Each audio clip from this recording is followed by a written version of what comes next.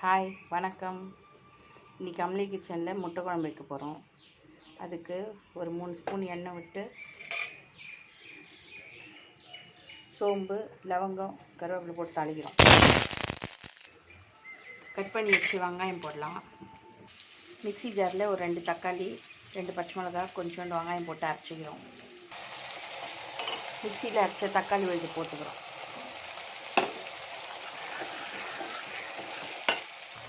கொஞ்சமாக இஞ்சி பூண்டு பேஸ்ட், மஞ்சள் பொடி, உப்பு, குழம்புக்கு தேவையான மிளகாய் பொடி போடும்.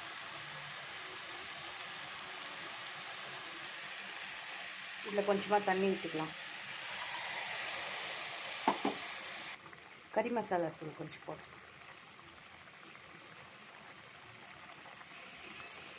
குழம்பு நல்லா கொதிக்கணும். கொதிச்சதும் முட்டையை உடச்சி ஊற்ற வேண்டியதான். ஊற்றிடலாம். அதில் ஒரு 4 முட்டை போடுறோம். முட்டை 4 உடச்சி ஊற்றிட்டோம். குழம்பு சிம்மில் வச்சுருக்கோம். ஹையில் வச்சோம்னா குழம்பு முட்டை உடஞ்சிடும். அதனால் சிம்மில் வச்சாச்சு. இன்னும் ஒரு 5 நிமிஷத்தில் ரெடி. முட்டை எல்லாம் நல்லா சிம்மில் போடவே நல்லா வெந்திருக்குது உடையாமல். இது லைட்டாக ஸ்பூன் வச்சு அப்படியே திருப்பி விட்டுருந்தோம்.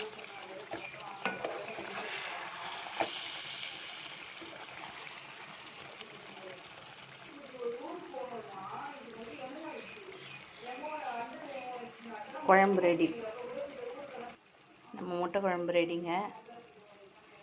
அம்லி கிச்சனில் நான் போடுற வீடியோலாம் உங்களுக்கு பிடிச்சிருந்தா சப்ஸ்கிரைப் பண்ணுங்கள், பெல் பட்டன் அமுத்துங்க, ஷேர் பண்ணுங்கள். ஓகே, பாய்.